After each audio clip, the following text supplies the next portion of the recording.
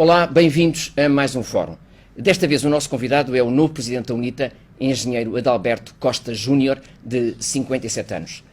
Senhor engenheiro, muito obrigado por ter aceito o nosso convite. Quem agradece sou eu. Um cumprimento aos telespectadores que nos acompanham.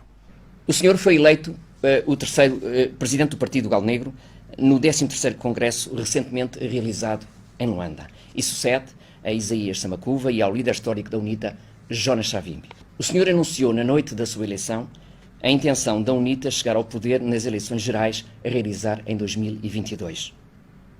Como tenciona fazê-lo e o que tem para oferecer aos angolanos para ganhar os seus votos? Ora bem, de facto nós terminamos há poucos dias um congresso que atualizou o programa do partido e dizer que este congresso foi terminado em circunstâncias muito particulares. A UNITA desenvolveu uma campanha eleitoral com 5 candidatos em todo o país, com uma campanha aberta. Num país como Angola, foi um ato de uma enorme coragem. Esta campanha, no que me diz respeito, foi utilizada não só para falar para os militantes, mas também para falar para os angolanos. Por todo o país onde andei, diria que estava a fazer um investimento para o imediatamente a seguir ao Congresso. Nós temos hoje o país atualizado, conhecemos-lo muito bem, os seus desafios, as suas realidades, as expectativas do cidadão há uma enorme disponibilidade da nossa parte. Tive a oportunidade de dar posse ao novo elenco, que foi rejuvenescido, quadros competentes, muito disponíveis e que levaram todos eles uma instrução. O trabalho de proximidade com o cidadão, no sentido de melhor conhecermos a sua vivência, as suas dificuldades, de melhor interpretarmos os seus desafios e, deste modo, nós pudermos juntos trazer a sociedade civil a um programa comum com a UNITA e fazermos a diferença. Com o MPLA que não sai tanto, com os dirigentes que andam de avião e não andam tanto na estrada, que não conhecem com profundidade a realidade dos angolanos, e eu penso que nós temos condições de, no cenário global do ambiente atual, apresentar-nos com muitas vantagens em relação ao MPLA nas futuras eleições. E ganhar essas eleições é a sua intenção, é a intenção da UNITA? Os partidos políticos são instrumentos de serviço, de mediação com a sociedade. O nosso propósito, sem dúvida alguma, é sermos poder, sermos a opção dos angolanos, tanto nas autarquias, que espero sejam realizadas em todo o país em simultâneo em 2020, como nas eleições gerais de 2022. Qual é o retrato que faz da sociedade angolana passados 2 anos da eleição de João Lourenço como Presidente da República? Bom, não é de facto difícil sabermos que aquilo que caracteriza a realidade atual é a crise, a ampla crise, não apenas uma crise económica. Nós temos hoje uma crise económica, uma crise de valores a vários níveis, também crise institucional. As instituições não funcionam em normalidade e a enorme expectativa que ocorreu com a primeira transição no poder político de um presidente dos Santos, que esteve muitos anos no poder, para um novo presidente, que de facto na sua fase inicial apareceu com um discurso novo, com uma série de promessas, de reformas. Acreditamos todos, também eu. A verdade é que os angolanos muito rapidamente perceberam que não passou de discursos. O país de 2017 a 2019 está em piores circunstâncias económicas. As famílias vivem uma situação de desespero, desvalorização da moeda, dificuldades enormes para, inclusive, a aquisição da cesta básica, que está impossível, a adoção do IVA, que nós não somos contra, mas em momento absolutamente inadequado, um câmbio que não para de crescer todos os dias. As famílias angolanas procuram, de todas as formas, educar os seus filhos em melhores circunstâncias, adquirir um ou outro bem quando podem, e o acesso ao dólar está impossível.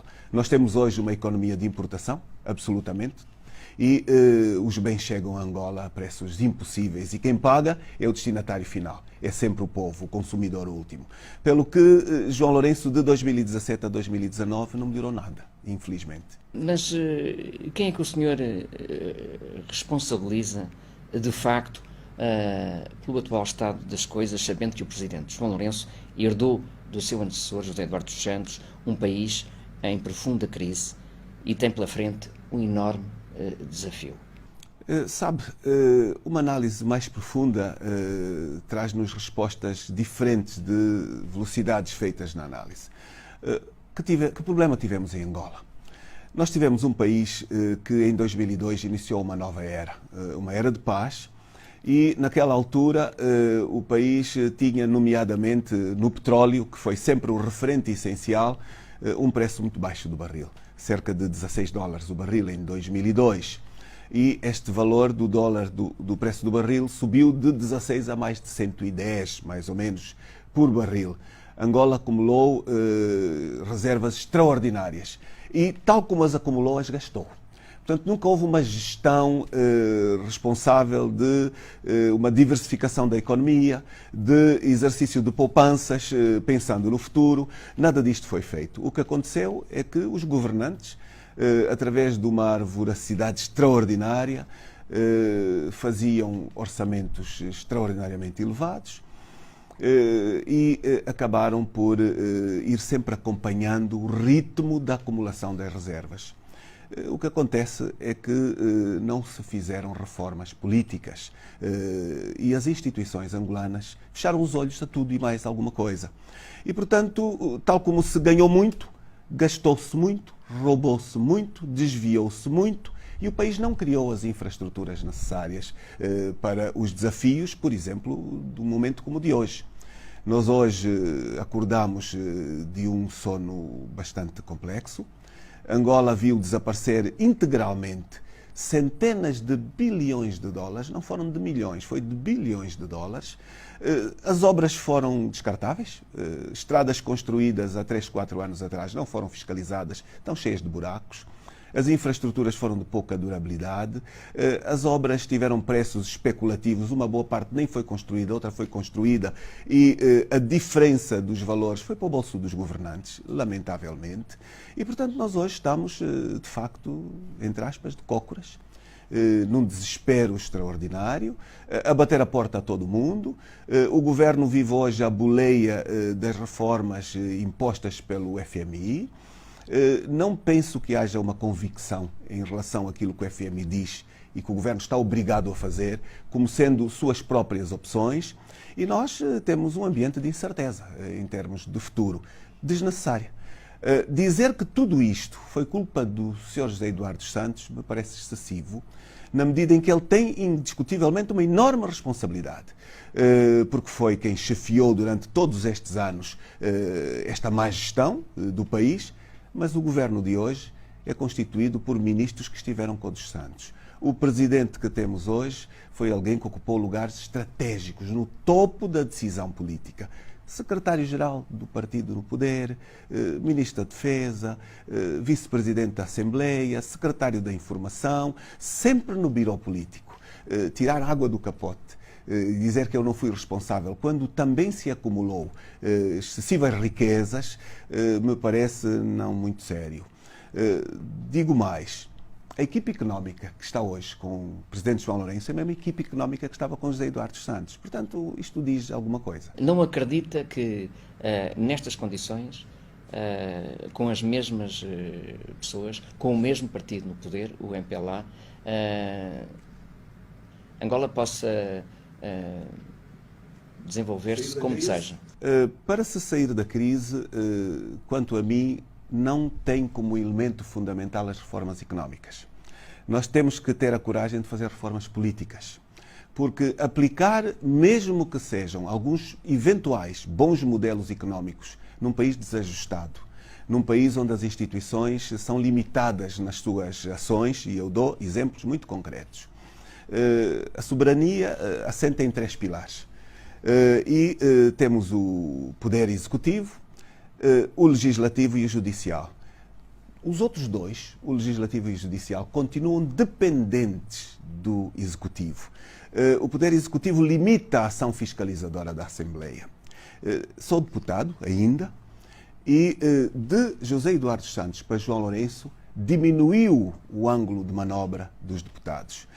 Nós temos uma célebre adoção de uma resolução do Tribunal Constitucional, de um acórdão, o acórdão que limita os poderes fiscalizadores dos deputados sobre o governo, diz textualmente que é proibido convocar um ministro à Assembleia para prestar contas. Situação que a UNITA já tentou alterar, não é? Excessivas vezes. Não funcionou os apelos feitos a José Eduardo Santos, não estão a funcionar os apelos feitos a João Lourenço. Portanto, o que o atual presidente está a fazer é que está a vestir um casaco feito à medida de José Eduardo Santos, que lhe dão excessos de poderes. É preciso dizer que numa democracia tem que haver equilíbrios.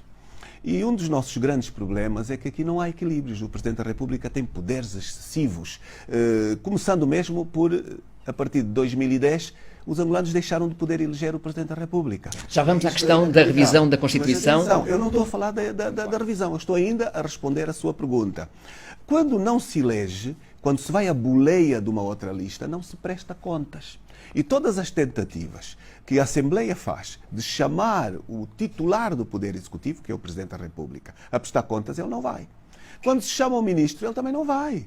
Nós tomamos várias iniciativas, a última deste ano, no momento de ruptura de fornecimento de combustíveis ao país, com apagões em todo o lado, com falta de combustíveis para circulação, nós fizemos uma chamada de urgência à Assembleia de alguns ministros relacionados com o caso. Há 4 meses estamos à espera que os ministros venham. Quando vierem, efetivamente, têm outros problemas para resolver. Portanto, isto resulta, efetivamente, de termos poderes excessivos.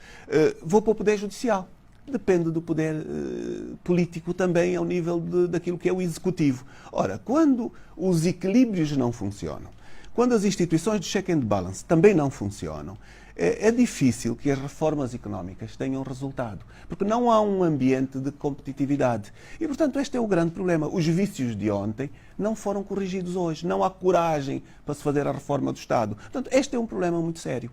E, indiscutivelmente, as reformas políticas, criando um ambiente muito mais de garantias para o país, atraem o investidor. Ao não fazê-lo, necessariamente a confiança não é tão grande assim. Este é um grande dilema que nós temos. O que é que pensa do Presidente João Lourenço, como estadista, como pessoa? Qual é a opinião do Presidente da UNITA sobre João Lourenço? Bom, eu só tenho que ter uma opinião no âmbito daquilo que me pergunta, no plano da sua ação institucional. E neste aspecto, é preciso dizer, é Presidente da República, é também Presidente do MPLA, partido que governa. Portanto, ele ocupa as duas cadeiras. Na minha leitura, está em condições excepcionais de poder abraçar todo este processo de exigências nacionais, de reformas que o país carece. Porque, sendo ele quem está por cima do grupo parlamentar do seu partido, seria expectável que os desafios que o país mais precisa fossem fáceis de alcançar. Porquê? Porque veio com uma mensagem nova. A verdade é que não está a acontecer nada disto.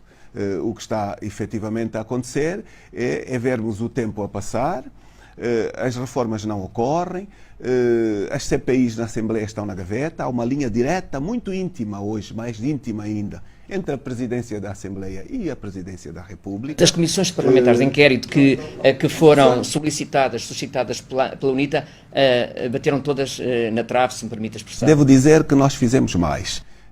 Nós este ano entendemos atualizá-las. Quando se solicita uma comissão parlamentar de inquérito, tem que se fundamentar absolutamente o que se está a pretender, umas dezenas de páginas, muito bem direcionadas aos objetivos, com factos, com dados, com nomes, com datas, a dar a razão. Pelo menos que nos dissessem que não estavam bem fundamentadas, não são capazes de o fazer, elas estão todas nas gavetas. Quer dizer-me 2 ou 3 dessas que suscitaram? Olha, uma muito interessante de certeza para Portugal, a primeira comissão parlamentar de inquérito que pedimos foi a BESA, Banco Espírito Santo de Angola. E nós solicitamos esta CPI antecipando inclusive a crise do BESA. E tenho todo o gosto em facultar-lhe o texto. Este texto retrata por inteiro, antecipadamente, aquilo que ocorreu depois, 1 ano depois, 2 anos depois, 3 anos depois, onde o grupo parlamentar da UNITA, dirigido pela sua direção, teve esta capacidade de prever os riscos daquelas ações que não eram fiscalizadas e que trouxeram consequências para Angola e para outros países, nomeadamente para Portugal. A CPI não foi realizada. Nós este ano atualizamos. Porquê? Porque este problema continua atual. As consequências das ações negativas do BESA continuam a influenciar comportamentos em Angola, nomeadamente envolvendo o próprio Banco Central e outros bancos que apareceram por sequência, e angolanos que perderam os seus dinheiros. Perderam aqui e alguns perderam também fora. Continua na gaveta. Pedimos uma CPI de seguida a Sonangó, antecipando inclusive a transição entre a administração anterior e a de Isabel dos Santos, a administração de Manuel Vicente e a de Isabel dos Santos. Entendemos que era um serviço extraordinário ao país, fundamentamos as irregularidades, os atos, os comportamentos, os desvios na nossa leitura, tudo devidamente fundamentado.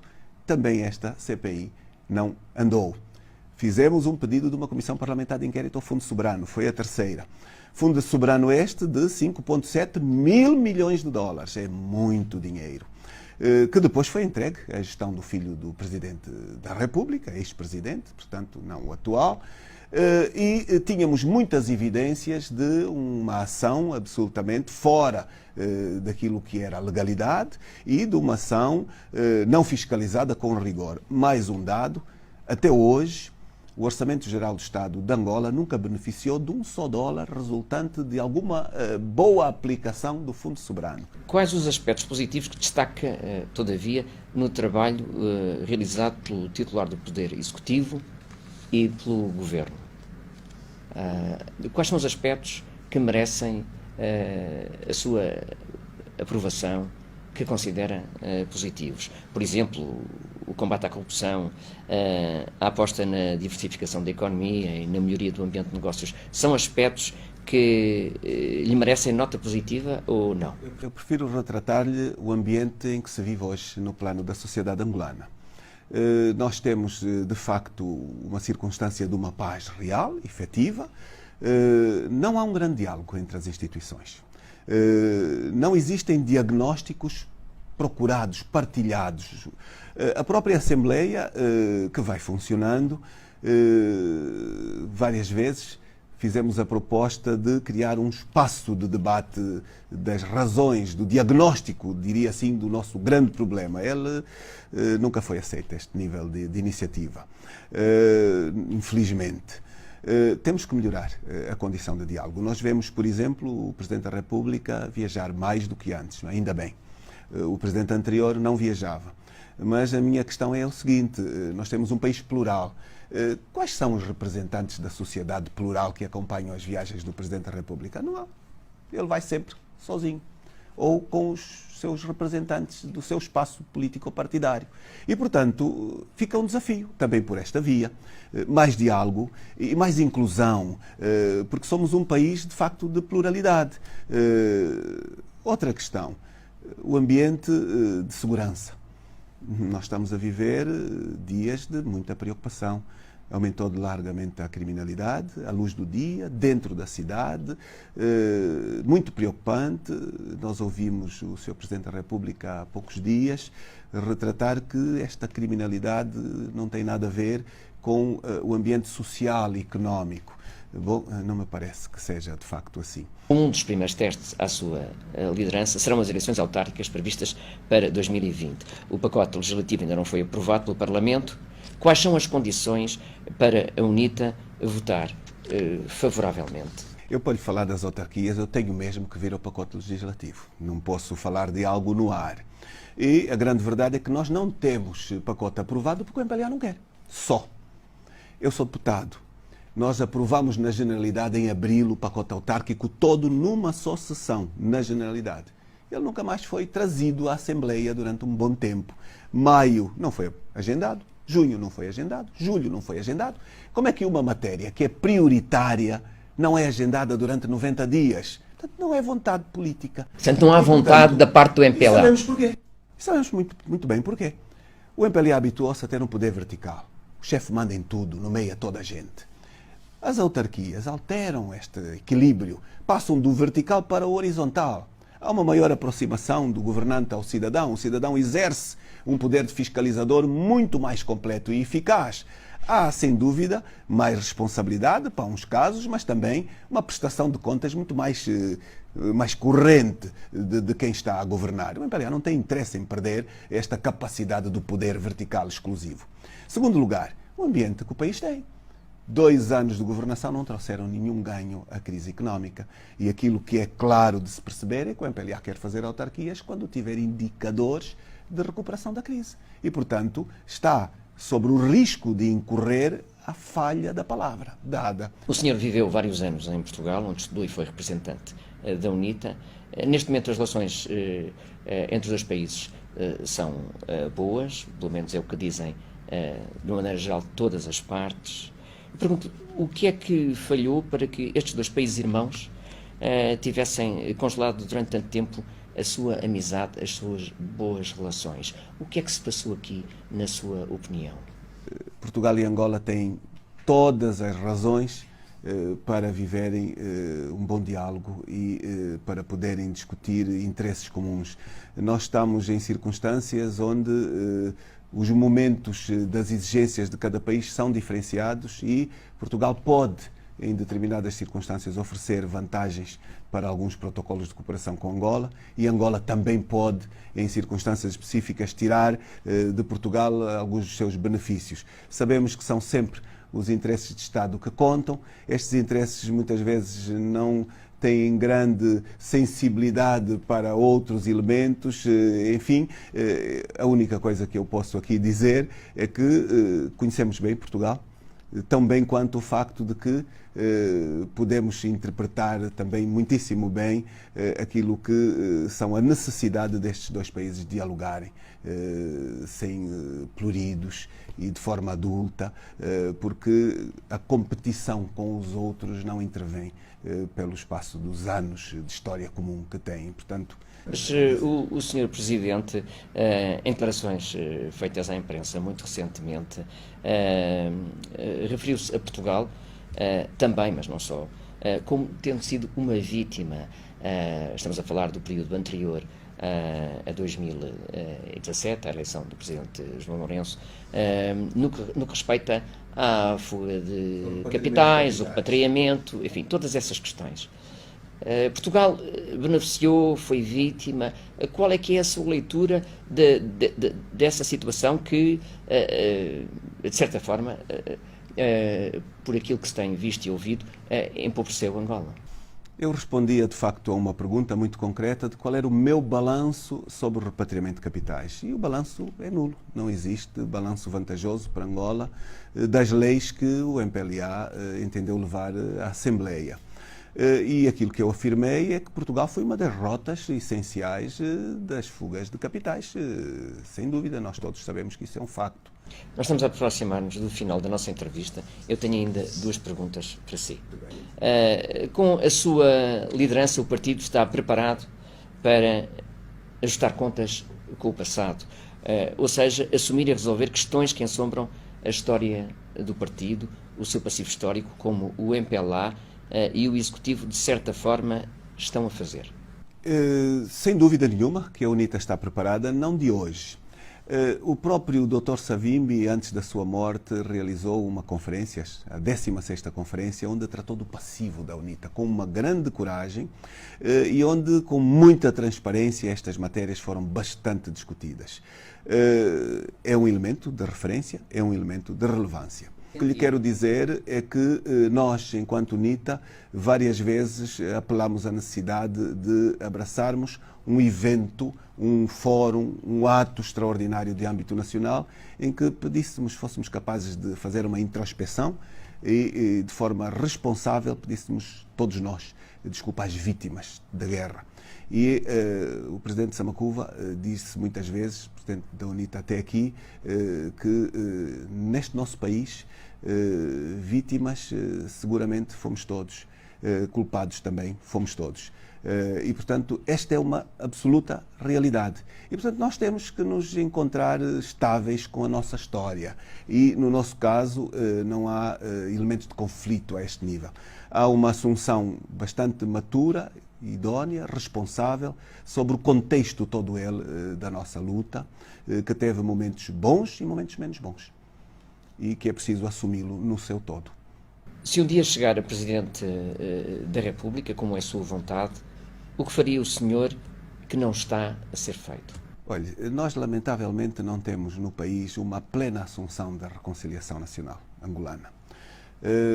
Se olho para este processo, começado em 2002, este processo foi um processo negociado. E este processo assentou em documentação de compromisso para a materialização da reconciliação nacional. Eu fui membro do mecanismo bilateral durante bastantes anos, mecanismo este que tratou da aplicação da paz e das alíneas dos compromissos de paz. O governo angolano e o MPLA unilateralmente decidiram fechar o mecanismo, quando ainda faltavam umas 3 páginas bastante preenchidas de aspectos de reconciliação, de que destaco fundamentalmente a questão das reformas dos ex-militares. Há ainda hoje neste país milhares e milhares de homens que deram tudo para que nós hoje vivêssemos em paz, a quem não é reconhecida a inclusão deste processo, a quem não lhe é conferido um direito de ser cidadão com condições de vivência, com o mínimo de dignidade. Muitos destes vão morrendo sem usufruir dos benefícios daquilo que foi a sua dedicação à luta e são originários nas ex-forças militares da UNITA, são também originários nas ex-forças militares do MPLA, do ELNA ou mesmo da FLEC, completamente excluídos deste processo e que é preciso o governo angolano tratá-los com a dignidade que merecem e que está a tardar, infelizmente. E nós sabemos que uma boa parte dos documentos identificadores deste processo estão terminados. É só a assinatura que falta do mais alto mandatário do país. E, portanto, é um dos pendentes extraordinários. Eu chamo outro de grande importância para a UNITA. O nosso património físico está ocupado pelo governo. Está ocupado por dirigentes do MPLA. Faz parte dos acordos de paz a devolução do património da UNITA. Não recebemos o nosso património. É qualquer coisa de inaceitável, na medida em que o património é um elemento estratégico, extraordinário. Nós vamos para uma campanha, por exemplo, é possível poder alienar ou poder rentabilizar partes do património. Estamos limitados e ele está sob a alçada de quem não cumpre, tirando dele benefícios. Isto não é muito sério. Portanto, a realização plena da reconciliação é um elemento incontornável. Mas eu dou mais um outro elemento. Eu diria que como elemento final para um dirigente da nação, a realização da nação angolana, que tal como disse, nós não somos uma nação. Temos muito trabalho. Nós somos um país ainda, onde os diferentes mosaicos que o compõem não têm uma integração objetiva, completa, onde o direito de inclusão não é respeitado por todos, onde o cartão do MPLA representa a pertença e a não existência de cartão para os que não pertencem significa exclusão a muitos níveis, ao nível das oportunidades, ao nível da bolsa de estudo, ao nível da segurança, para muitos casos ainda há intolerância em muitos sítios. Portanto, nós temos que ter uma maior sensibilidade para sabermos criar a Angola de todos, um país muito mais reunificado, reconciliado e que seja efetivamente uma pátria-mãe de todos os angolanos. Não é uma realidade. Sr. Engenheiro, muito obrigado. Obrigado, nós. Foi mais um fórum com o engenheiro Adalberto Costa Júnior, presidente da UNITA. Obrigado pela sua companhia. Até breve.